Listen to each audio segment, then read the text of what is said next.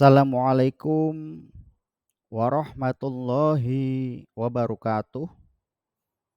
Selamat siang untuk kita semua, calon guru penggerak dimanapun berada dan pendidik di seluruh wilayah Indonesia yang saya hormati.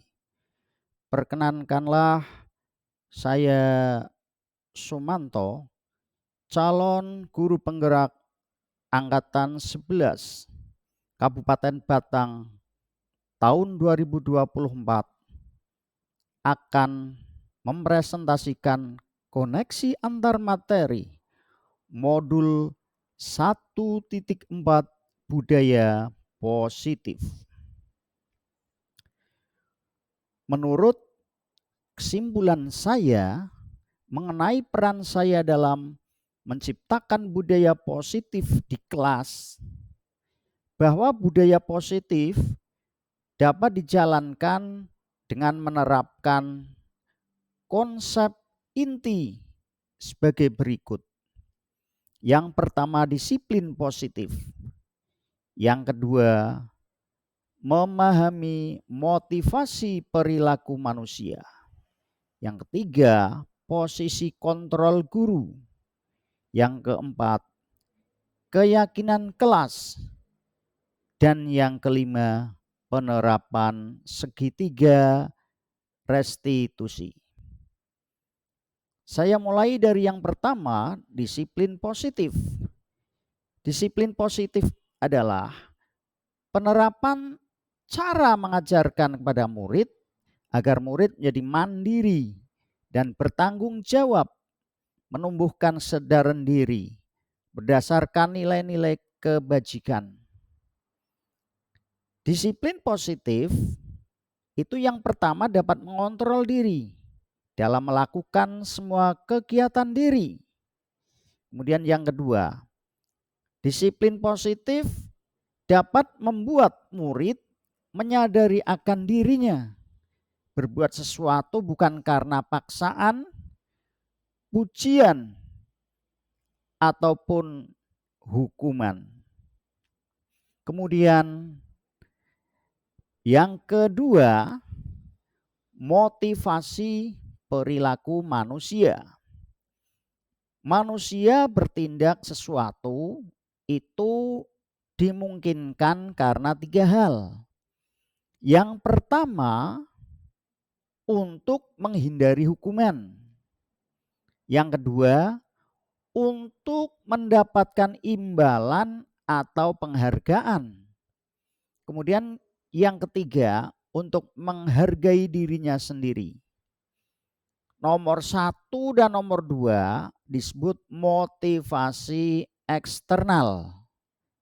Mengapa demikian? Karena muncul dari luar diri kita. Dan yang nomor 3 disebut motivasi internal. Karena muncul dari dalam diri kita. Guru sebagai pendidik harus mengetahui dan mampu menuntun murid kemana? Ke arah motivasi internal. Kemudian yang ketiga, posisi kontrol guru. Guru itu posisinya ada 5. Yang pertama penghukum, kedua sebagai teman, yang ketiga pembuat merasa bersalah, keempat pemantau, dan yang kelima manajer. Sebagai seorang guru yang berpredikat pendidik, sudah menjadi keharusan bahwa kita harus mengambil peran posisi kontrol guru sebagai manajer. Dengan peran sebagai manajer, maka kita hanya membersamai murid untuk menemukan kesalahan, mengakui kesalahan, dan sampai keyakinan untuk tidak mengulangi kesalahan diri tanpa ada paksaan dari siapapun, serta dalam kondisi bagaimanapun. Sebagai manajer itu langkahnya ada dua.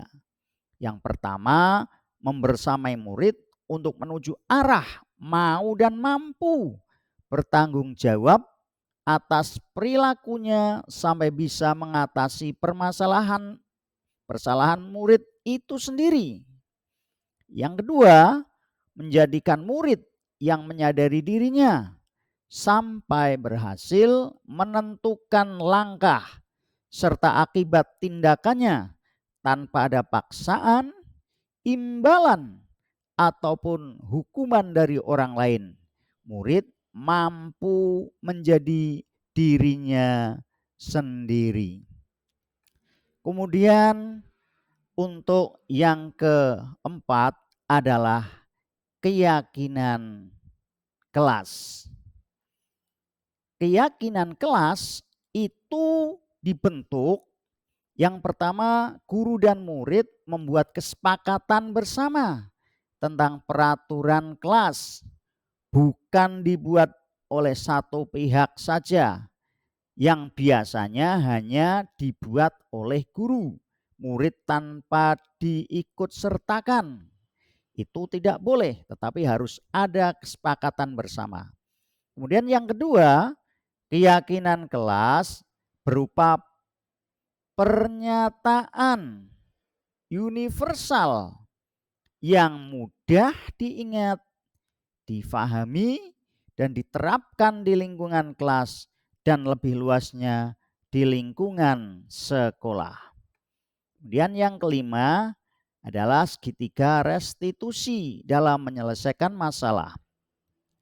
Dalam menyelesaikan masalah dalam pembelajaran yang dilakukan murid terhadap keyakinan kelas, kita sebagai guru menggunakan 3 tahapan yang disebut segitiga restitusi.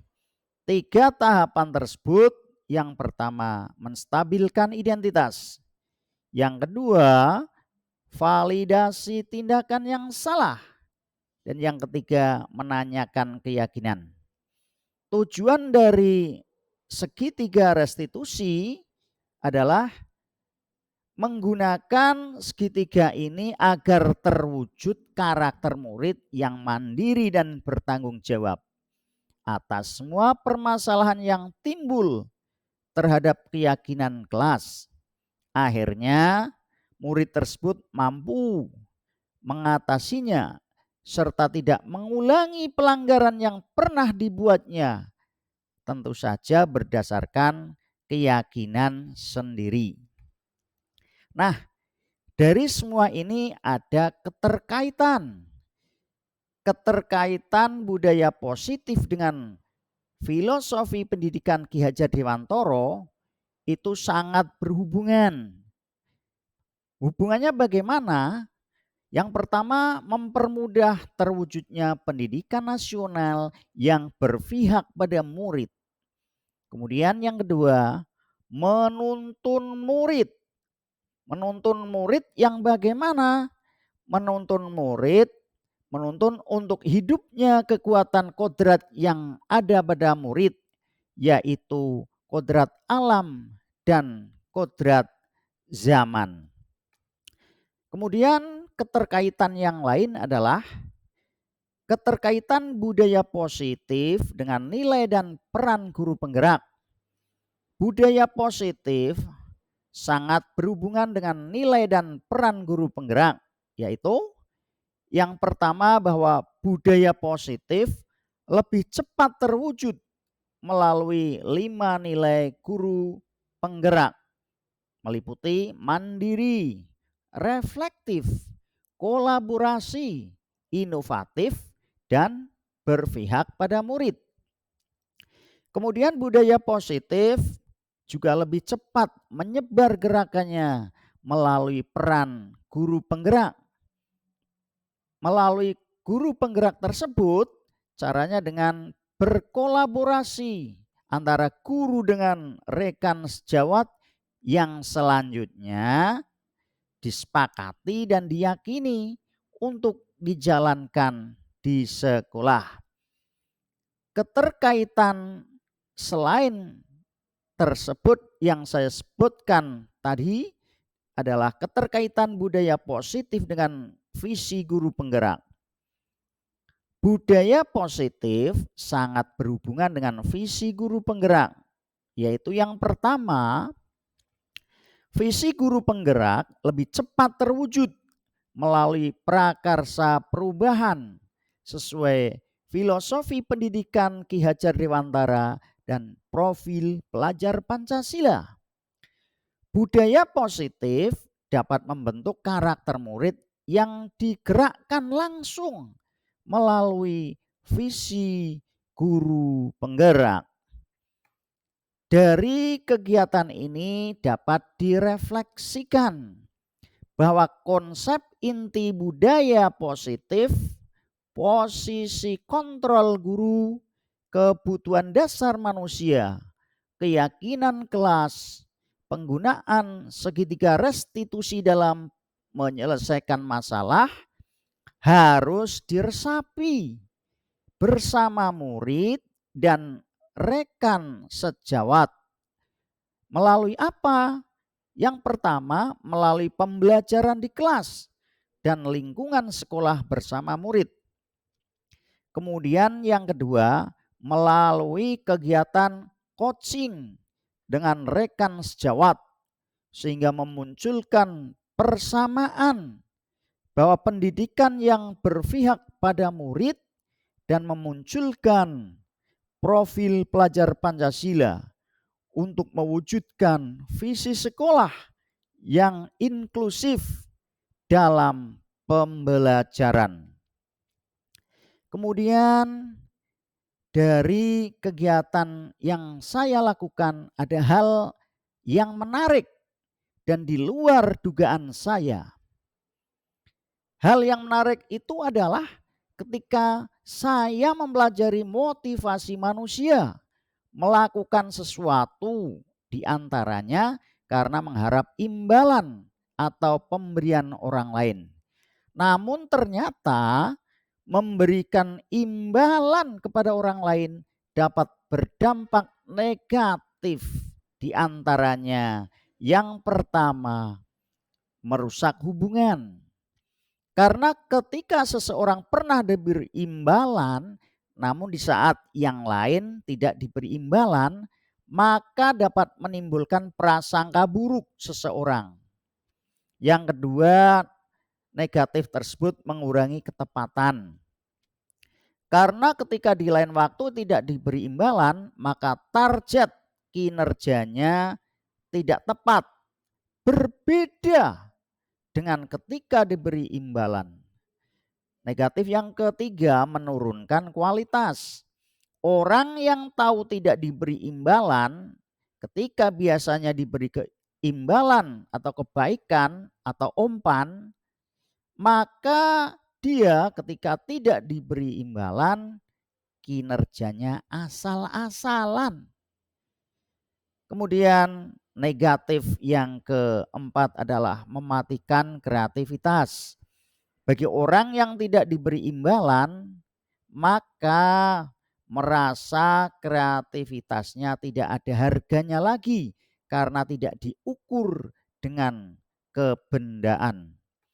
Kemudian perubahan yang terjadi pada saya sebelum belajar pada modul 1.4 budaya positif, saya berposisi sebagai penghukum dan teman dalam menyelesaikan masalah murid terhadap keyakinan kelas.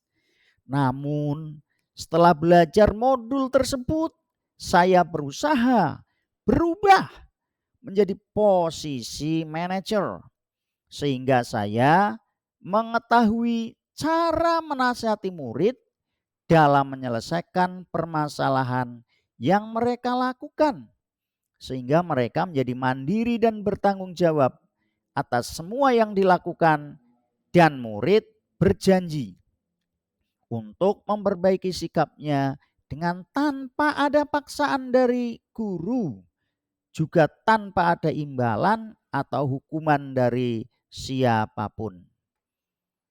Pada modul 1.4 ini dalam langkah pembelajaran dalam perjalanannya saya mempunyai pengalaman dalam kelas 6 SD Negeri Banyu Putih 01 tempat saya mengajar.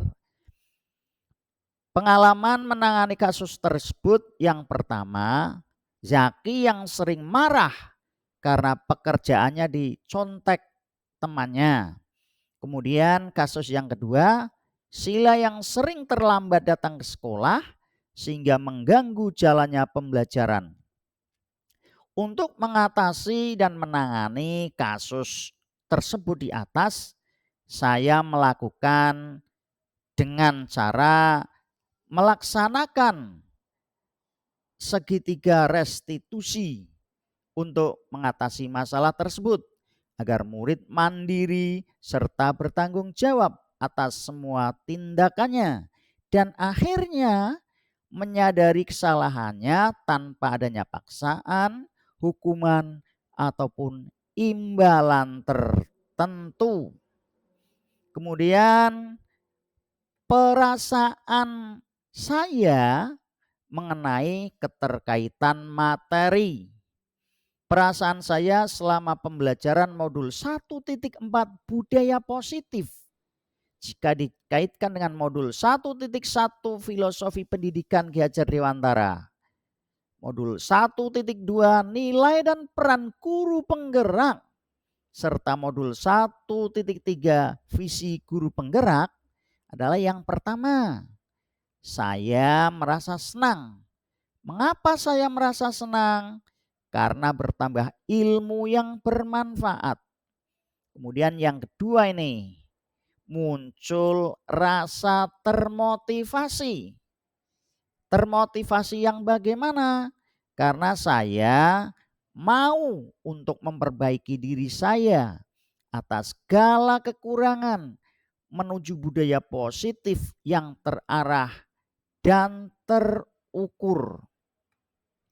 Kemudian hal yang sudah ada dan sudah baik pada diri saya adalah adanya budaya positif walaupun belum sempurna.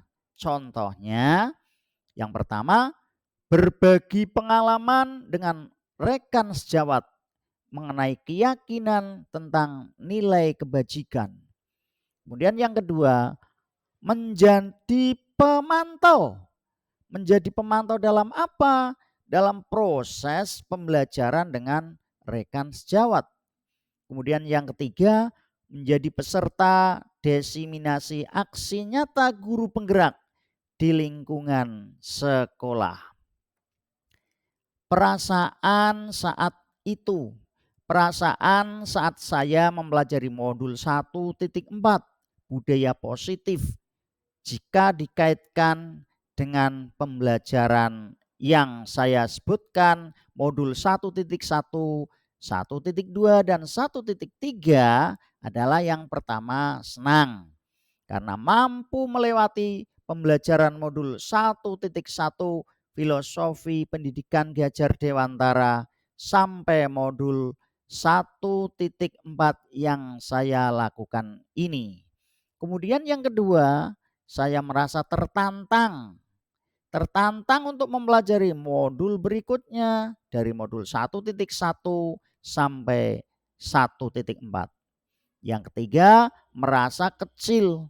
Ternyata saya sangat jauh dari cita-cita pembelajaran yang berpihak pada murid. Kemudian selanjutnya adalah setelah mempelajari modul 1.4 budaya positif ini, maka saya yang pertama mulai menyadari pentingnya komunikasi yang efektif antara guru dengan murid, antara guru dengan rekan sejawat. Kemudian yang kedua, saya meyakini dengan adanya komunikasi efektif dengan murid, guru, dan pihak lain akan menemukan cara yang baik menuntun murid ke arah yang benar. Kemudian yang ketiga adalah saya meyakini bahwa murid akan menemukan jati dirinya yang mandiri dan bertanggung jawab. Apakah pernah saya menerapkan segitiga restitusi sebelum mempelajari modul 1.4 budaya positif? Jawabannya adalah saya pernah melakukan segitiga restitusi dalam menangani masalah murid terhadap keyakinan kelas. Namun bagaimana? Hanya sebatas menyelesaikan masalah pada murid, dan murid pun saya lihat belum bisa menemukan jati dirinya. Jati diri yang mandiri dan bertanggung jawab atas segala kesalahannya. Kesadaran diri tentang posisi diri untuk mengakui kesalahannya pun belum muncul. Keyakinan mengenai perbaikan pada dirinya pun belum muncul. Hal lain yang penting dipelajari dalam menciptakan budaya positif. Saya punya asumsi bahwa budaya positif juga harus dilaksanakan di rumah, tempat tinggal murid. Jika budaya positif hanya dilaksanakan di sekolah, maka murid akan dengan mudahnya melupakan karakter yang sudah guru bangun beberapa waktu. Cara terbaik untuk menguatkan budaya positif murid di rumah adalah membangun kolaborasi antara guru dengan wali murid. Sehingga apa? Sehingga posisi kontrol pada siswa melekat sepanjang hari. Kemudian selanjutnya adalah bahwa hal-hal yang telah saya sampaikan ini dapat saya simpulkan. Kesimpulannya adalah calon guru penggerak sekaligus sebagai pendidik harus melaksanakan pendidikan yang berpihak pada murid, memahami motivasi perilaku manusia, posisi kontrol, keyakinan kelas, dan penerapan segitiga restitusi dalam mengatasi masalah pada murid, sehingga terwujud murid yang mandiri dan bertanggung jawab atas segala tindakannya. Demikian yang dapat saya sampaikan. Semoga bermanfaat. Terima kasih. Wassalamualaikum warahmatullahi wabarakatuh.